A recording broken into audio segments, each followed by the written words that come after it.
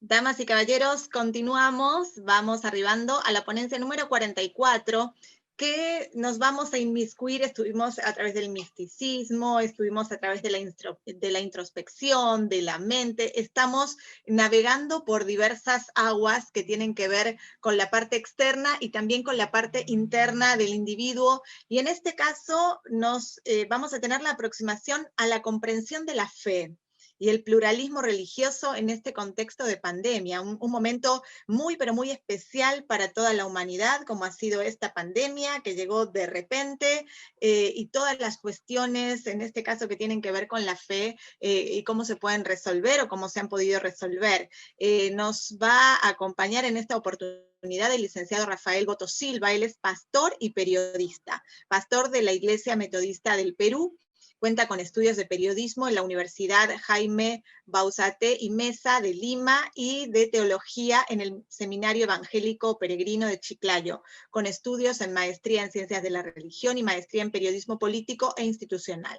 Profesor de teología práctica en el Seminario Teológico Wesleyano en Lima, y actualmente es presidente del Consejo de Reparaciones del Ministerio de Justicia y miembro del Consejo Directivo del Concilio Nacional Evangélico del Perú. Damas y caballeros, entonces vamos a adentrarnos al mundo de la fe a través del licenciado Rafael Boto Silva, a quien le digo muy buenas tardes, bienvenido. Lo invitamos a encender su cámara, por favor, y su micrófono.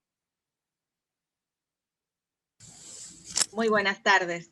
Sí, buenas tardes. ¿Me escuchan bien? Lo escuchamos perfecto. Muy bien. En principio, agradezco la invitación que me hicieron. Fue un momento bastante significativo, porque estábamos en busca de una conversación con alguna gente sobre el tema que voy a abordar. Ya ustedes han dicho que yo estoy trabajando en la formación teológica, especialmente en lo que es la teología práctica. Y el momento de la invitación, como digo, llegó en la circunstancia cuando estaba conversando con alguna gente. Pero quiero hacer una aclaración. Después de haber escuchado al señor Millán en los últimos momentos, lamentablemente por razones de trabajo y otras situaciones, no he podido seguir las conferencias que han tenido. Y les digo personalmente que me hubiera gustado hacerlo, porque tal vez hubiera entendido por dónde iba el interés de las ponencias, y tal vez haber tenido que revisar totalmente la mía en perspectiva de ir coincidiendo. Pero hay una suerte, digamos, hay una condición básica que podemos tener: no necesitamos coincidir absolutamente en torno a ciertos temas. Y de la entrada que yo voy a hacer, seguramente hay un distanciamiento en lo que el señor Millán ha trabajado sobre misticismo, y también hay una suerte de ignorancia mía en torno a cómo se ha planteado el tema del poder de la mente, ¿no? Pero yo voy a trabajar tal vez un poco más en la línea del análisis de una situación y problemática que es común en el mundo de la academia, pero que no está tampoco lejos de las realidades en las cuales nosotros vivimos y nos convocamos. Eso también es cierto, ¿no? A partir de ahí, yo he preparado, porque me dijeron de que la ponencia podía ser libre. Entonces ahí tengo también esa inquietud. Y no sé si me permites hacer una presentación, ¿ya? Sí, por supuesto. ¿Usted puede compartir pantalla? Ya. A ver, ¿en dónde estamos? Abajo tiene la opción de compartir pantalla. Con un signo más. Con un signo más. Sí. Ok. Al lado de chat. Ya, a ver, grabar, invitar, participante. No lo veo acá. Tiene participantes, chat, compartir pantalla y grabar. Sí, no aparece el compartir pantalla aquí en este menú que tengo. ¿No?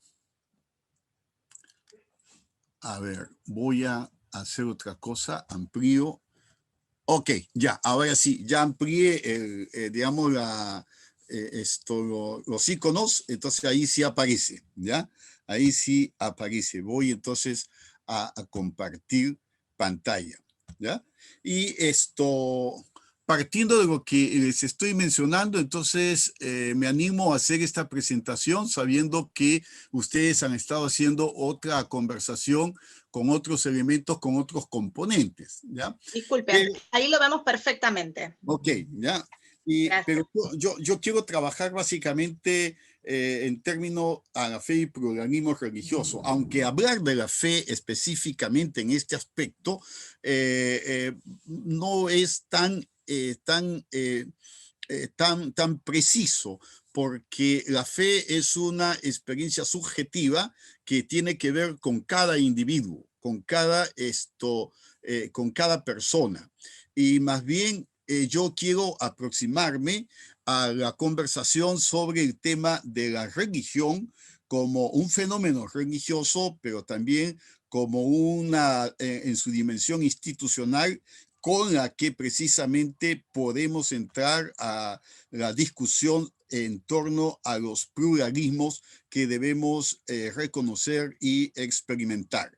Cuando uno habla desde la fe es muy subjetiva, la fe es muy individual y por lo tanto no hay elementos, no hay diseños que permitan que uno pueda tener una forma de universalizar su concepto y su experiencia de fe, ¿no?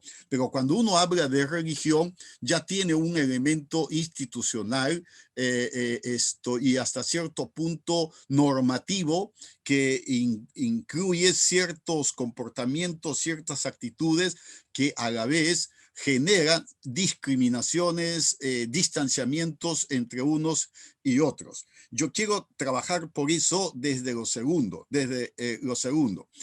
Millán ha expresado muy bien el tema de su visión y su práctica mística y su perspectiva del misticismo, y creo que allí no hay absolutamente discusión, porque es una experiencia suya, ha venido desarrollándose en ese ámbito y creo que tiene toda la posibilidad y toda la libertad de expresarla sin límites.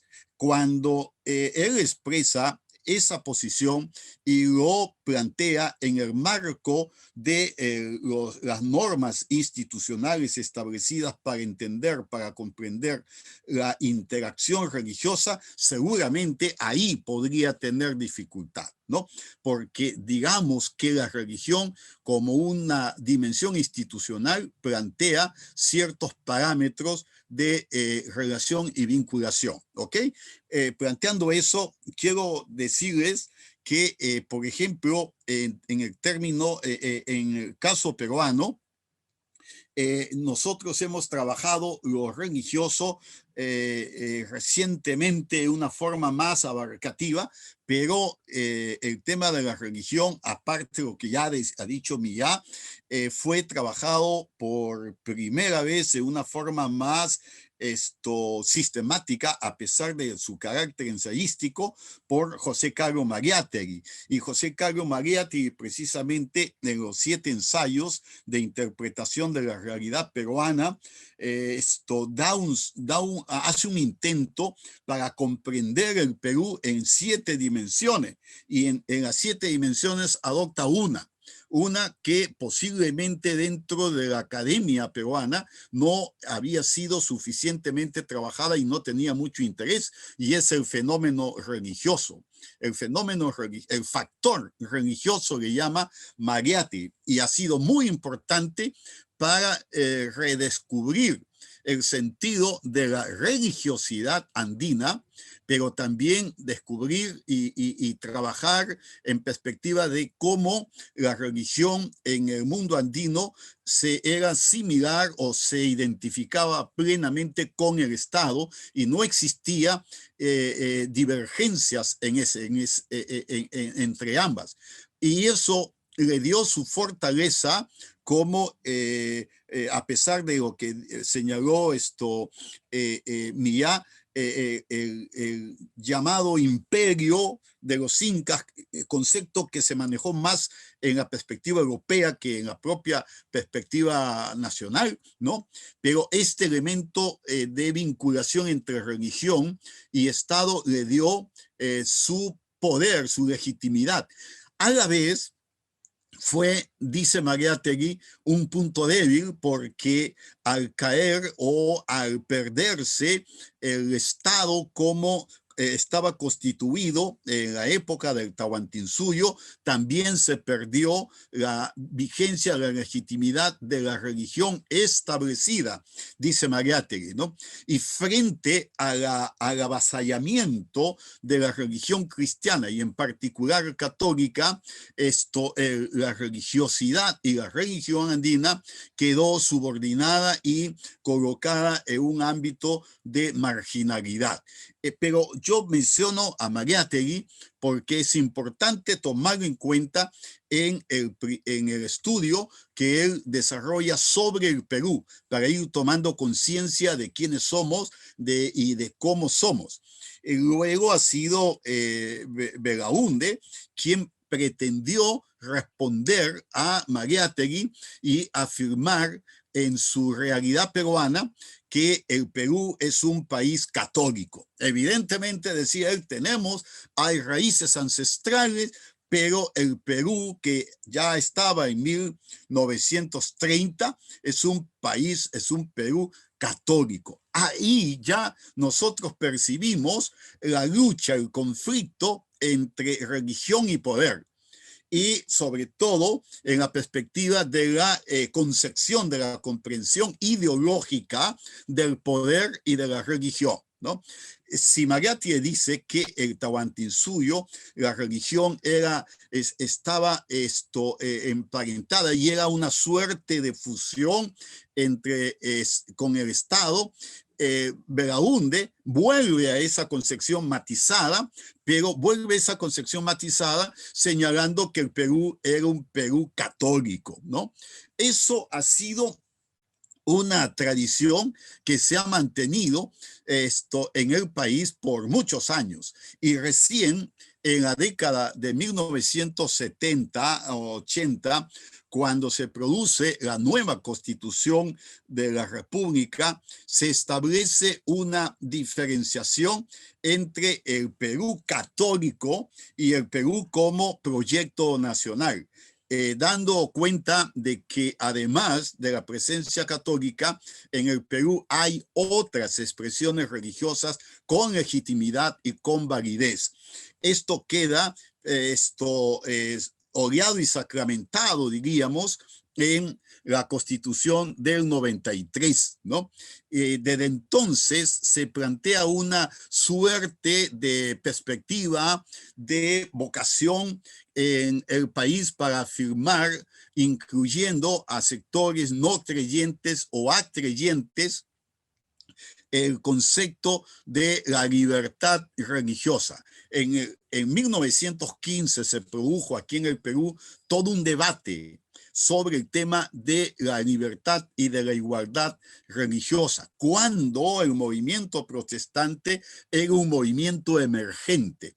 Y en esa concepción católica que reproduce Belaúnde, precisamente a estos sectores se le oponía el liderazgo católico, el magisterio católico, para impedir que las iglesias evangélicas o protestantes pudieran desarrollarse. Pero a lo máximo que se llegó en 1915 a definir una libertad de cultos. la libertad de cultos, que fue un primer paso para avanzar a lo que ha venido a ser en 1993 el tema de la laicidad y la libertad religiosa, aun cuando en los diferentes sectores religiosos no están satisfechos con la idea de la libertad de cultos ni la libertad religiosa, sino que se propende a caminar hacia lo que se ha llamado jurídicamente, desde el punto de vista jurídico, la igualdad religiosa, porque la libertad es uno de los derechos que los seres humanos tenemos, y muy bien dice la jurisprudencia, el derecho individual implica también el derecho de las organizaciones o instituciones en las que la gente participa. Y si en el plano individual tenemos el derecho de igualdad, por lo tanto, también en el ámbito religioso tiene que producirse el derecho de la igualdad religiosa. Este debate se produjo especialmente en los años 2008-2009, cuando todavía el gobierno de Alan García estaba cuando García estaba en el poder, pero por las presiones existentes en diversos sectores de la sociedad civil, entre comillas, catolizada, y por el propio magisterio de la Iglesia no se llegó a avanzar a la construcción de la idea de la igualdad religiosa. Y ahí nos hemos quedado con el tema de la libertad religiosa consagrada en el artículo 50 de la Constitución, que pensamos que esto tiene que avanzar y seguir avanzando en futuro, porque muy bien señalaba Millán, si no hay una incorporación de las religiosidades, de las identidades, de las culturas andinas, ancestrales, de la cual nosotros somos herederos, directo o indirectamente, no va a haber un real desarrollo del proyecto nación. Y esto va implicado no solo desde el punto de vista jurídico, sino que también va implicado desde el punto de vista religioso. Además de esto, tenemos que considerar la presencia de religiones o creencias tradicionales. Yo ya no abundo ahí, porque creo que Millán ha hecho una excelente presentación acerca, él lo ha llamado y él ha trabajado en torno al misticismo, pero ha puesto un acento en la religiosidad. Ojo, no estoy hablando de la religión, estoy hablando de la religiosidad que se ha ido construyendo en el tiempo y que expresa una forma de pensar el mundo, de vivir el mundo, de sentir el mundo, de construirlo, y que no tiene que ver necesariamente con las religiones establecidas, pero sí tiene que ver con las creencias, es decir, aquellos aspectos subjetivos que van generando una forma de ser humano y una forma de vivir nuestra humanidad. Y junto con eso, yo incorporo el concepto de espiritualidad, que va más allá de la religión y que va más allá de las religiones y de las creencias, porque la espiritualidad conlleva el sentido más íntimo, más profundo del ser humano.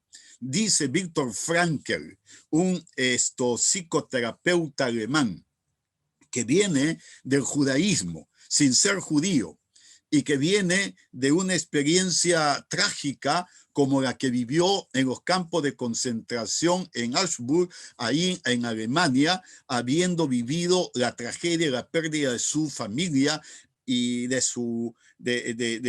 gente muy querida, y fue luego que salió de los campos de concentración el impulsor de la llamada logoterapia, y sin ser religioso, como decía, dice él que la esencia del ser humano es la espiritualidad. Todo ser humano es espiritual. Y ahí consiste su esencia. Y la espiritualidad va más allá de los los cánones y va más allá de los parámetros establecidos o instituidos en una religión particular, en una creencia o en una fe particular. Por el contrario, dice él, que la espiritualidad es lo que se constituye el elemento más íntimo, más profundo del ser humano, que lo impulsa y lo motiva a ser y siendo a trascender en el mundo y del mundo. Eso es importante. Y esto que estamos llamando la espiritualidad es lo que se ve, es lo que se siente, es lo que se percibe y uno puede concebir sin racionalizar, porque la espiritualidad no puede y no debe racionalizarse, especialmente con esta concepción de la razón positiva, de la razón mecanicista que hoy predomina en el mundo, que hoy existe en el mundo y que lleva a que todo tenga que ser explicado de una manera lógica y hasta cierto punto metafísica. En la espiritualidad hay una metafísica, pero la metafísica de la espiritualidad no es la de un ser acabado, no es la de un ser que está completo, sino de un ser que está siendo y que está realizándose permanentemente en el proceso de ser. Por eso la vinculación de seres humanos que viven en el ámbito de la Amazonía y expresando sus espiritualidades originales, son personas que constantemente se están recreando el mundo, ¿no? Un filósofo y teólogo brasileño, Leonardo Boff, ha sabido entender bien esta idea, esta concepción, y por eso es que él ha planteado en uno de sus trabajos muy queridos, muy apreciados, que la espiritualidad andina, la espiritualidad masónica, es una espiritualidad ecológica, no medioambiental, sino ecológica, porque en la medida en que el ser humano conecta con el mundo que lo rodea y vive en ese mundo, puede precisamente trascenderse, dimensionarse como trascendencia y ser parte del mundo en la que está viviendo y que está construyendo. Esto, repito, es contradice y también confronta las concepciones religiosas, porque las concepciones religiosas establecidas institucionalmente pretenden la negación del ser como está explicado en estas espiritualidades. Y por otro lado, y finalmente, para mencionar ahí este aspecto, está el tema de la increencia y la acreencia, que de acuerdo al último censo que hemos tenido en el Perú, no ha llegado a expresarse en un porcentaje abrumador, significativo, pero que paradójicamente implica un dato censal, por lo menos, que ha cobrado una resignificación. Hace 2 décadas atrás, ¿no? La increencia y la creencia en el Perú no superaba el 2%. En el último censo que nosotros hemos tenido, la increencia y la creencia bordea ya el 5% de la población. El 5% de la población no cree en lo que creemos nosotros. O bien, hay gente que no cree, a pesar de que esto puede tener un sentido de lo supremo, de lo absoluto, no cree en el absoluto como nosotros creemos. Estos elementos es importante para ver cómo se tejen las relaciones y cómo se ha ido construyendo el escenario, el panorama religioso en el Perú, ¿no? Y por ahí me parece importante que nosotros veamos, por lo tanto, esta figura que yo he capturado ahí para compartirla en la idea de que podamos hacer una mirada de lo que significa el fenómeno religioso, la religión, como una suerte de de rompecabezas, pero más que como rompecabezas, un esquema estructurado donde hay diversas piezas, distintas piezas que se colocan, que se organizan sin que necesariamente puedan tener una coherencia y una consistencia similar, sino que en la diferencia constituyen precisamente la distinción, la característica fundamental del fenómeno. Y aquí están expresados distintos signos. Y cuando hablamos del fenómeno religioso, hablamos de un hecho que está íntimamente ligado en el desarrollo de lo religioso con la sociedad. Y el fenómeno religioso básicamente contiene un sistema de creencias en la cual la fe es un elemento fundamental y que se expresa como experiencia. No es la fe como credo, no es la fe como confesión, es la fe como el sustrato subjetivo que permite expresar la experiencia que cada persona tenemos en torno a nuestra relación con el mundo, la vida, el absoluto, etcétera, ¿no? Y esa tiene dos dimensiones, sin duda alguna. Una intelectual, porque no implica necesariamente una racionalización, pero sí implica una conciencia de. Lo intelectual y la dimensión del fenómeno religioso es la conciencia de lo que creo, de lo que creemos, pero a la vez implica un proceso y una actitud de adhesión. Y esta adhesión implica el compromiso que las personas tenemos en torno a pensar y vivir y sentir esta experiencia que constituye nuestro ser humano. Y por otro lado, este fenómeno religioso implica también el desarrollo de una ética, es decir, de una forma de relacionarse con los demás y con el mundo en el cual estamos implicados. Algunos piensan que las comunidades originarias amazónicas, por ejemplo, carecen de una ética valorativa y consideran que son, por lo tanto, a lo Fraser, ¿no? James Fraser decía que las comunidades primitivas, entre comillas, eran comunidades inferiores porque no tenían una visión moral y ética. Tenían tal vez una visión moral en el sentido de que sus comportamientos estaban limitados a construir la comunidad, pero no tenía una dimensión ética, ¿no? La ética, por lo tanto, corresponde para muchos autores europeos, especialmente, un desarrollo occidental, europeo después y occidental, europeo, cristiano, ¿no?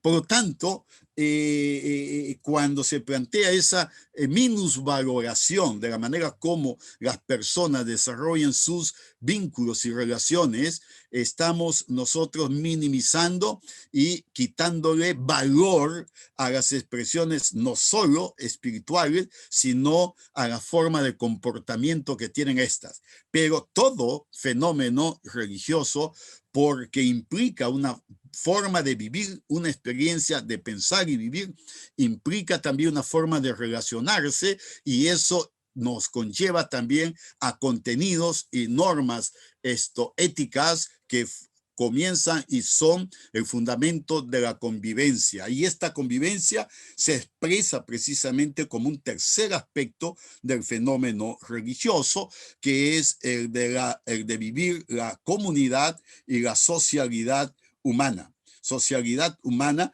que desde esta perspectiva también tiene, como señala Durkheim, ese elemento, ese factor religioso.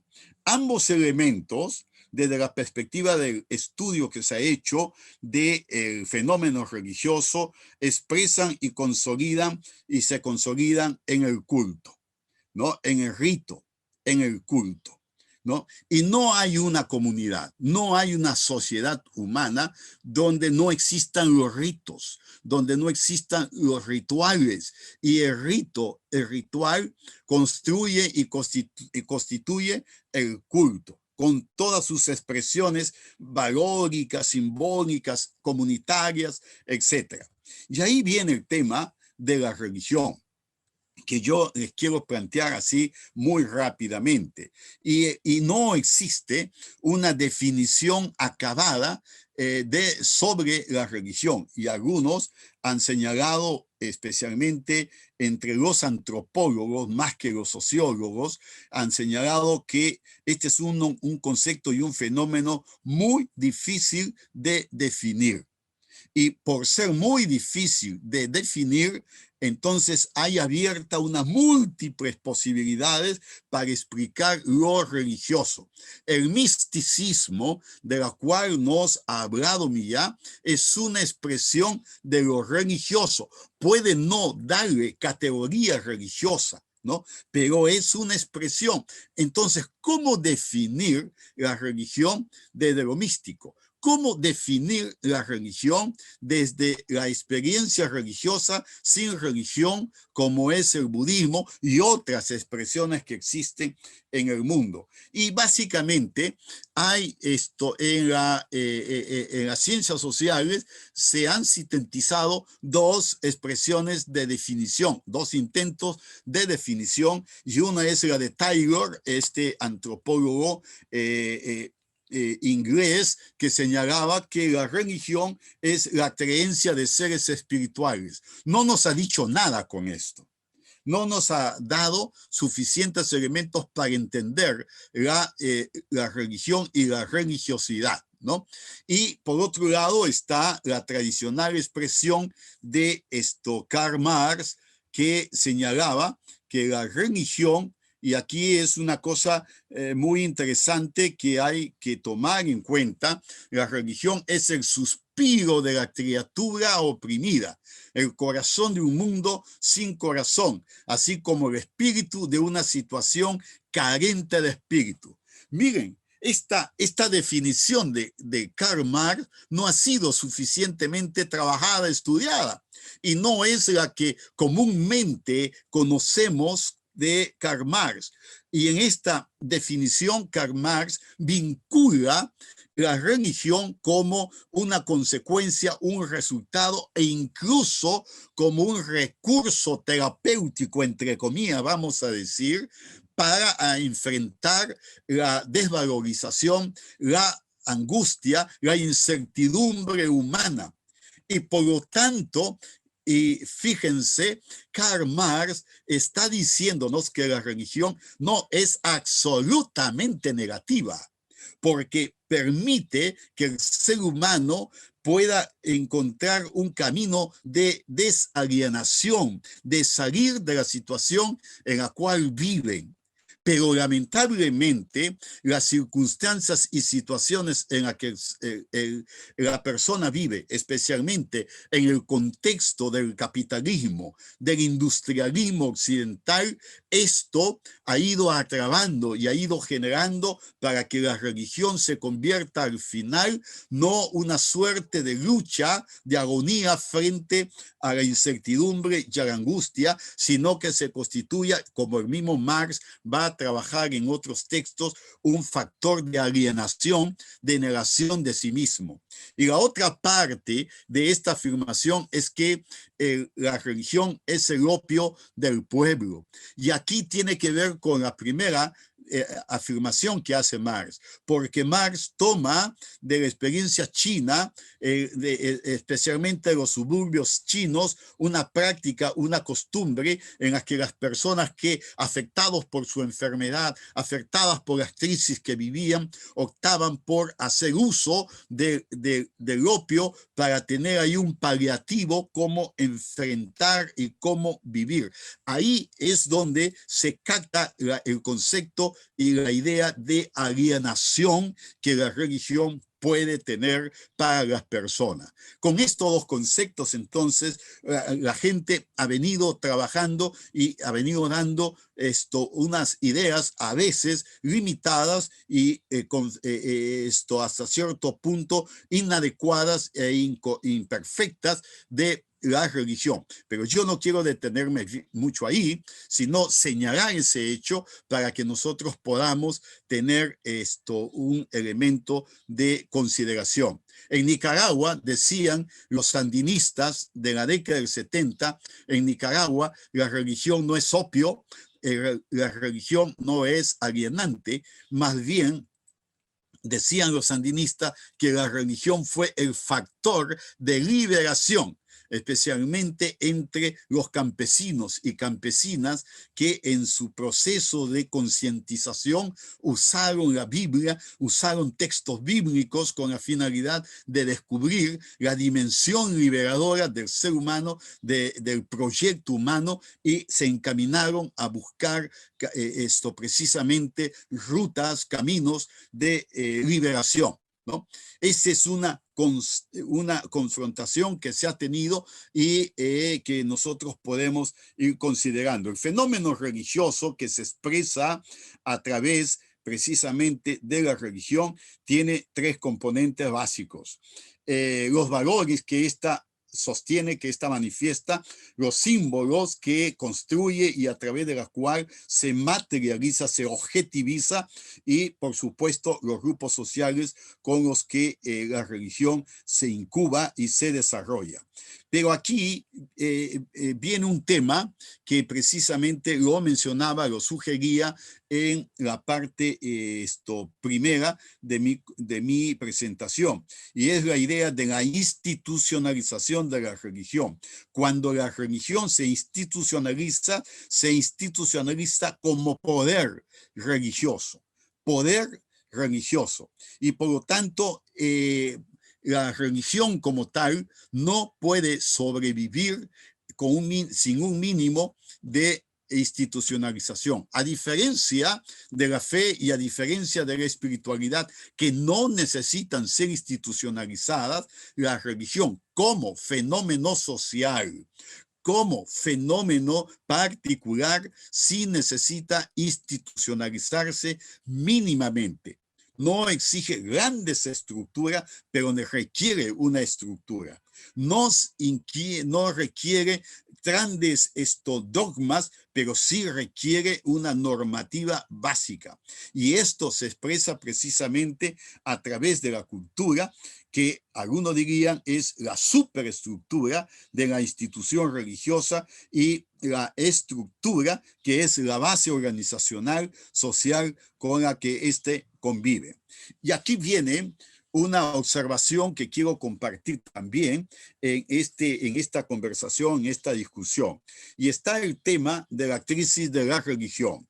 El mundo moderno, la modernidad, trajo la idea de que la religión, mediante el desarrollo de la racionalidad y el racionalismo, ha perdido su esencia, su significación.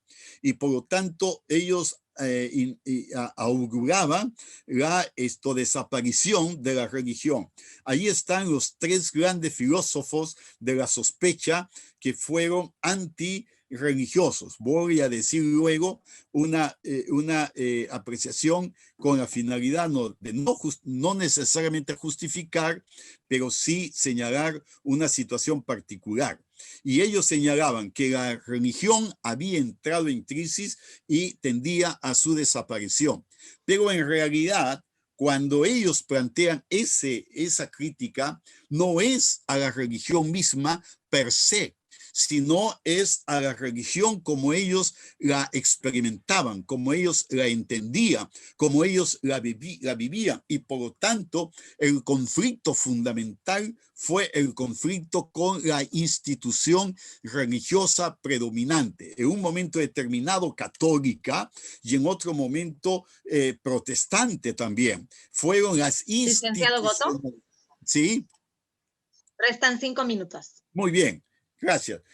Fueron las instancias institucionales las que generaron este conflicto, esta situación y esta distancia de los filósofos de la sospecha, ¿no? Entre ellos está Nietzsche, Freud y también Marx. Los tres piezas fundamentales para el increciendo de la antirreligiosidad. Y por lo tanto, algunos han dicho, han sostenido, y creo que lo han sostenido bien, que ellos no eran antirreligiosos, porque al final, en su producción y en su generación creativa, generaron tendencias y corrientes que muy bien podrían ser identificadas también como espiritualidades, como formas de vivir la subjetividad y formas de relacionarse en el mundo. Lo que ellos fueron es anticlericales y por lo tanto su pelea, su pleito fue contra las religiones predominantes y establecidas. Y ahí encontramos nosotros, por lo tanto, la tensión, el conflicto entre espiritualidad y religiosidad, entre fe y razón.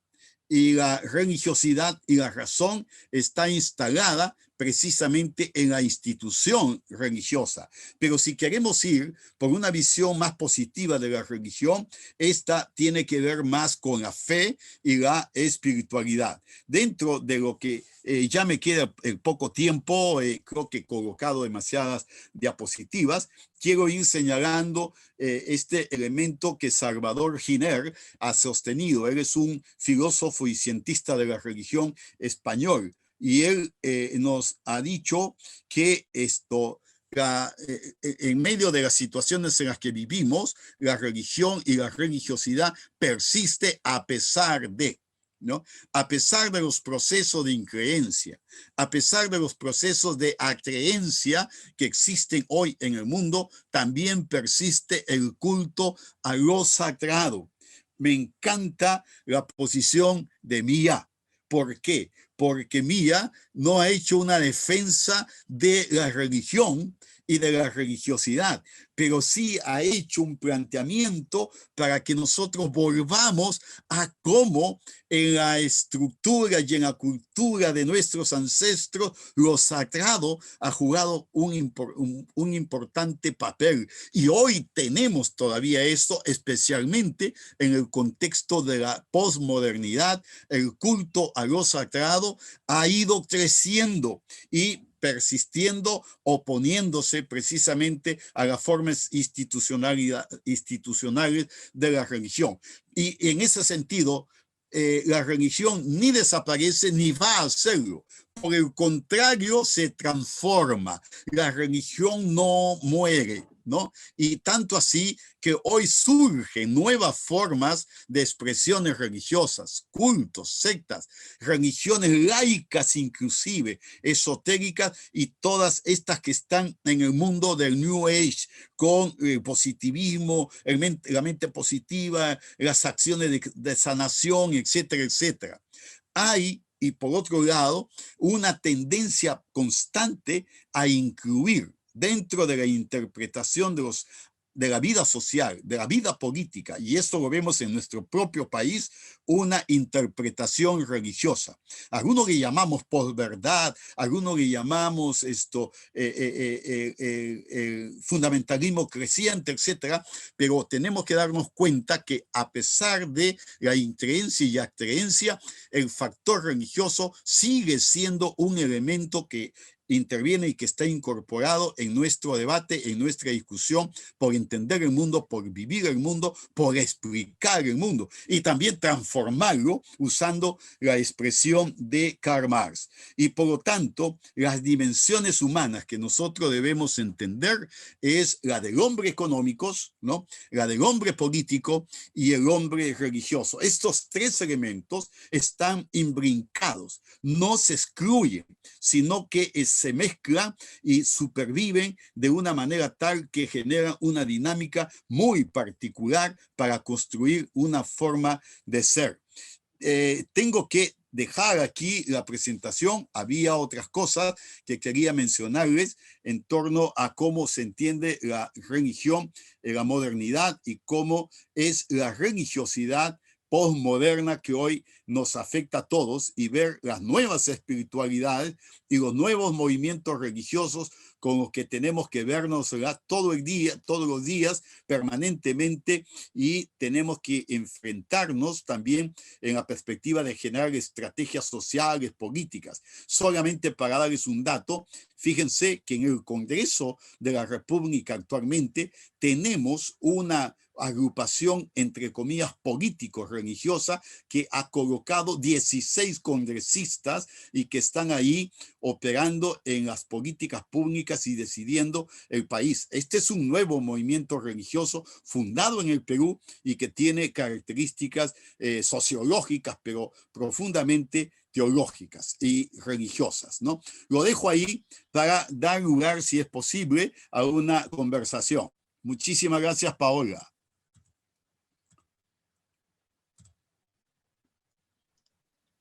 Muchísimas gracias, le agradecemos muy especialmente.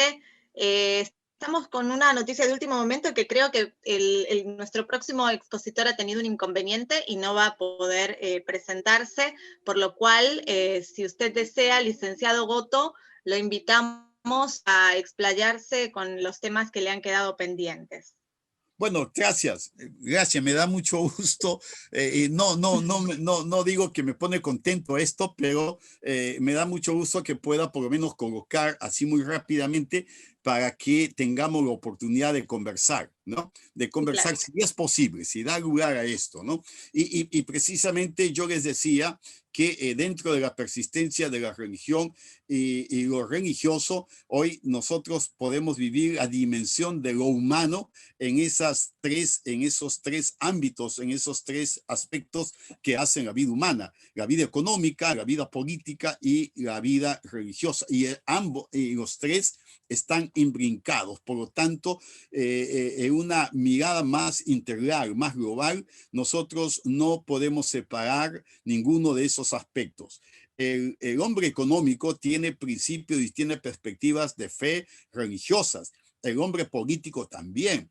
Y también el hombre religioso tiene dimensiones económicas y dimensiones políticas. Y le mencionaba precisamente que actualmente en el Congreso de la República nosotros tenemos como una bancada parlamentaria a 16 personas, hombres y mujeres, que vienen de un compromiso religioso más que político y económico. En principio es la idea que su fundador, Ezequiel Atacusi, tenía de la intervención que los israelitas del nuevo pacto podían generar en nuestro país, y con la idea de la creación de un nuevo país, de un nuevo mundo, de un mundo y de un país que recuperara los elementos más sustantivos del Tahuantinsuyo con la práctica y las creencias religiosas antiguo testamentarias. Él propendía a crear un nuevo sistema de vida y una nueva relación. Y hoy tenemos 16 personas que vienen de ese mundo y que tienen implicancias económicas y políticas, a compartir. ¿Ya? Y vienen precisamente en esta dimensión. Y cuando... Gracias. No, el tipo le va a hablar, pues ahí todo lo que quiera. Disculpe, licenciado. Sí. Le pedimos, ha regresado el señor Lucio Henao, le pedimos unos minutitos, por favor, si puede apagar su micrófono. Perfecto, en unos minutitos lo vamos a presentar. Gracias. Ya, muy bien, muy bien. Licenciado, continúe por unos 5 minutos, por favor. Ok, perfecto. Ya, ok. Gracias. Bueno, desde la religiosidad posmoderna, José María Mardones, que es un filósofo y especialista en religiones, también español, nos enseña, nos plantea por lo menos unas 5 características que hay que tomar en cuenta y ver cómo se está traduciendo en la práctica, en la vida cotidiana, por un lado, de las personas y también la configuración de nuevas organizaciones religiosas. Existe una nueva sensibilidad religiosa. La posmodernidad no mata la religión, más bien la abre y genera nuevas posibilidades y perspectivas para expresar esa religiosidad. En segundo lugar, estas nuevas religiosidades han ido fomentando, construyendo lo que él llama las comunidades emocionales, aquellas que van más no en la negación, pero sí en la superación de la razón. La modernidad fue el antro de la razón y del racionalismo. La posmodernidad invita a abrirnos a la experiencia, a la vivencia de lo emocional, de lo espiritual, y por lo tanto las comunidades que se construyen no están construidas en base a argumentos y dogmas, sino a vivencias. En tercer lugar está el interés actuar por lo religioso que se da dentro y fuera de las iglesias, pero que responde fundamentalmente a una nueva situación de cambio social y cultural. El sueño de las revoluciones, el sueño de las grandes transformaciones se han ido diluyendo actualmente, y hoy más bien se trata de construir y de ver cómo somos humanos y cómo vivimos lo humano en medio del progreso de la técnica y sobre todo en las dimensiones mega tendenciales que existen hoy. Y el talante posmoderno también está presente en estos grupos, pero conlleva algunos rasgos de una reacción neoconservadora. Ese es un elemento a tomar en cuenta. Los nuevos movimientos religiosos, las nuevas expresiones religiosas no son necesariamente progresistas, dice José María Mardones. Por lo tanto, no pretenden revolucionar ni reformar el orden de cosas, el status quo. Más bien pretenden una posición neoconservadora. Tratan de conservar el status quo porque lo que afirman es especialmente el lugar, el papel del individuo. Y finalmente, se habla en esta religiosidad posmoderna de una recepción positiva a esta sensibilidad en la fe cristiana que tiene como piedra de toque la asunción del Dios de los pobres. Entonces, miren, noten ustedes que aquí en la posmodernidad encontramos un complejo de relaciones y de situaciones que no ayudan a tener una sola percepción, una sola imagen de lo religioso, de la fe y del fenómeno que estamos conversando, que por el contrario está abierto a vivirse, a experimentarse y a recrearse en diversas situaciones, lo que conlleva a la necesidad de vivir una aceptación de uno mismo, una aceptación del otro y aceptar y asumir el pluralismo, el caminar juntos, el escucharnos, el aprender juntos, como la única forma de construir nuestro ser humano. Gracias, Paola, por este tiempito que me diste para por lo menos completar estas ideas que estaba dejando en la laptop. Muchísimas gracias, licenciado Rafael Goto, y me quedo con lo último que usted ha dicho, lo del pluralismo, lo de aceptar las ideas del otro. Le queremos agradecer muy especialmente por su visión sobre la religión, las creencias y la fe. Muy buenas noches. Buenas noches, gracias. Damas y caballeros, de este modo culminamos con las ponencias, pero pasamos a nuestra próxima conferencia magistral, es la 8ª. Y antes de continuar, quiero de algún modo expresar que en realidad, tal como decía el licenciado, la idea es la pluralidad en este evento. Cada uno de los expositores prepara su tema y viene a exponerlo. Podemos estar o no podemos estar de acuerdo. No necesitamos una hilación desde inicio a fin de los conceptos o los temas. Tal vez un expositor tiene una mirada y otro tiene una mirada antagonista, pero eso es lo que le da riqueza, ¿no es cierto?, a las exposiciones, por lo cual, como les decía, podemos o no estar de acuerdo, no necesitamos quedarnos en la exposición anterior como para continuar la línea, cada uno trae su tema.